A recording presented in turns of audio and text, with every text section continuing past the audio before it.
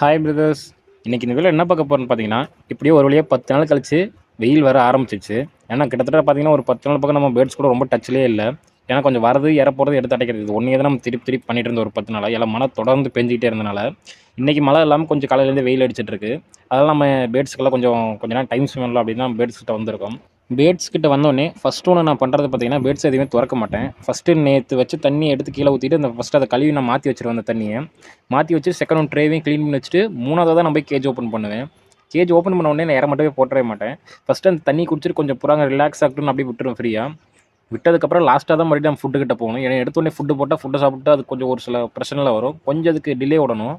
இப்போ பார்த்தீங்கன்னா கேஜ் திறந்து 1/2 மணி நேரம் ஆச்சு. அதனால் இப்போ நம்ம ஃபுட்டு போட ஆரம்பிச்சிடலாம். ஏன்னா இப்போ மறுபடியும் வெயில் இருக்கனால நமக்கு இந்த டைம் கோதுமை சேர்த்தல. கோதுமை இல்லாமல் நம்ம மிக்ஸட் ஃபுட் எப்பயும் போல பேர்ட்ஸ் கொடுக்குறத இந்த நம்ம வச்சுட்டு இருக்கோம். நான் ஏன் கேஜ் திறந்தோடனே ஃபுட்டு போட வேணாம்னு சொன்னேன்னா, எனக்கு ஒரு சில புறாங்க அது கூண்டுக்குள்ளே இருக்கனால கொஞ்சம் டல்லாக இருக்குங்க. அது வெளிய புறா வந்து தண்ணி குடிச்சிட்டு ஒரு சில புறா குளிக்கவும் செய்யும். இப்போ பாதி புறா எல்லாமே குளிச்சுட்டு நின்னுட்டு இருக்கு. அந்த டைமில் நம்ம கொஞ்சம் அதுக்கு டைம் கொடுத்தோம்னா அது குளிச்சு சாப்பிட்டா அந்த புறா வந்து குளிக்க போகாது.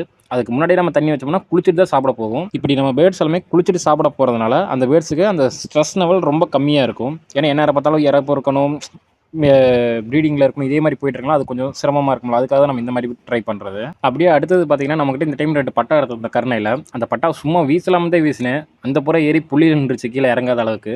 ஆல்ரெடி இப்போ பார்த்தீங்கன்னா ஒரு 2 ஹவர்ஸ் பக்கம் ஆச்சு. இன்னும் பேர்டு இறங்கல, இன்னும் பறந்துட்டு இருக்கு. இந்த பேர்டு எவ்வளோ நேரம் பறக்குது, எப்போ இறங்குறதுலாம் இதுக்கு அடுத்த வீடியோவில் பார்க்கலாம். அந்த வீடியோ பார்க்கணும்னு நினச்சினா மறக்காம சப்ஸ்கிரைப் பண்ணிக்கோங்க. Bye friends.